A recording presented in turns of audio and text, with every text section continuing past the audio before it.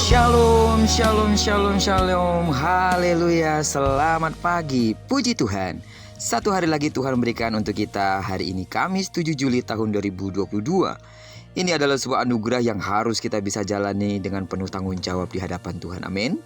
Dan percayalah, sama seperti Dia telah memberkati tidur malam kita, maka Dia juga pasti akan memelihara kita di sepanjang hari ini. Hari ini kita akan kembali melanjutkan pembacaan Alkitab satu hari satu pasal sebelum kita melakukan semua kegiatan kita. Maka kita akan terus membaca pembacaan 52 hari bersama Yeremia. Doaku kiranya kesetiaan saudara dalam mengikuti pembacaan ini akan membuat saudara semakin bertumbuh dan berakar kuat di dalam Yesus yang menjadi sumber hidup kita. Baiklah, judul renungan kita di pagi hari ini dari kitab Yeremia pasal yang ketiga ayat pertama sampai dengan ayat yang ke-25, dihukum tapi dikasihi.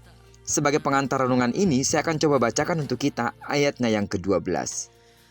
Pergilah menyerukan perkataan-perkataan ini ke utara. Katakanlah, kembalilah hai Israel perempuan murtad, demikianlah firman Tuhan. Mukaku tidak akan muram terhadap kamu, sebab aku ini murah hati. Demikianlah firman Tuhan, tidak akan murka untuk selama-lamanya. Suasana muram dan kecaman yang disampaikan Tuhan mengenai umatnya masih berlanjut dalam bagian yang kita baca hari ini. Kali ini gambaran utama yang digunakan mengenai hubungan Tuhan dan Israel adalah ikatan suami istri. Gambaran ini sering digunakan untuk menegaskan hubungan kasih dan kesetiaan antara Tuhan dan umatnya. Israel dan Yehuda digambarkan sebagai dua saudara yang sama-sama tidak setia kepada Tuhan. Keduanya berzina dengan menyembah ilah-ilah lain di bukit-bukit pengorbanan. Dengan nada pedih, berbaur amarah, Tuhan mengecam keduanya sebagai perempuan sundal yang berzina dengan banyak kekasih. Israel diberi surat cerai, tetapi Yehuda tidak takut dan tetap bersundal. Perceraian yang dimaksud terjadi ketika Samaria jatuh ke dalam tangan Asyur dan penduduknya ditawan ke pembuangan. Kisah ini dapat kita lihat di dalam kitab 2 Raja-Raja pasal 17 ayat yang ke-6. Malapetaka nasional ini dilihat sebagai akibat ketidaksetiaan mereka kepada Tuhan. Namun, Yehuda yang luput dari peristiwa tragis ini rupanya tidak jera dan tetap bersundal dengan berhala-berhala. Saudara bisa lihat di dalam ayat yang ke-8. Bagaimanapun, Tuhan yang memanggil Israel adalah Allah yang pengasih dan penyayang, panjang sabar dan berlimpah kasih setia. Ia tidak selamanya menuntut apalagi menendam. Oleh kemurahan hatinya, ia tetap memanggil umat yang murtad untuk kembali kepadanya. Di balik kekecewaannya, selalu terselip pengampunan dan kerinduan untuk merangkul orang berdosa. Namun seperti yang kita baca dalam perumpamaan Lukas pasal yang ke-15, bapa yang menyambut anak yang hilang, perjalanan kembali seperti itu dimulai dari pengakuan akan dosa dan kesalahan yang telah dilakukan.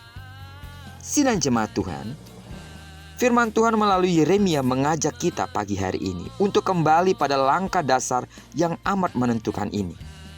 Apakah langkah ini yang akan kita ambil, yaitu mengaku segala dosa yang kita lakukan? Atau apakah ada orang lain yang perlu kita doakan, yang akan perlu kita ceritakan, kita gugah, agar mengambil langkah kembali kepada Dia yang Maha Kasih itu? Selain daripada kita menyadari diri kita yang harus terus bertobat dan kembali kepada Allah, mungkin di sekitar kita ada orang-orang yang telah melakukan kejahatan. Tergugahlah untuk menyampaikan kabar sukacita ini, bahwa mereka juga dikasihi oleh Allah. Amin. Dihukum, tapi dikasihi. Itulah Allah kita. Kenapa Dia menghukum? Karena Dia mengasihi. Sungguh Allah tidak mau dan Allah tidak rela membiarkan kita, anak-anaknya, terhukum karena dosa-dosa kita. Itu sebabnya Dia mengingatkan kita pagi hari ini, agar kita kembali kepadanya, supaya kelak ketika Dia datang kali kedua, kita akan bersama-sama dengan Dia di dalam kekekalan. Terpujilah nama Tuhan. Kiranya perenungan kita pada pagi hari ini sekali lagi mengingatkan kita betapa Tuhan mengasihi kita. Diberkatilah kita sepanjang hari ini dan digenapi firman yang telah berjanji bahwa apa yang dikerjakan tangan kanan dan tangan kiri kita dibuatnya berhasil. Dan karena kita menyerahkan diri kita kepada Tuhan, maka kemanapun kaki kanan kaki kiri kita melangkah, di sana pasti kemuliaan Tuhan akan dinyatakan. Doaku terus bagi sidang jemaat Tuhan yang sakit secara fisik dalam nama Yesus. sembuhlah sesuai dengan takaran imanmu. Aku percaya seluruh sidang jemaat Tuhan akan ditopang dan ditolong oleh Tuhan.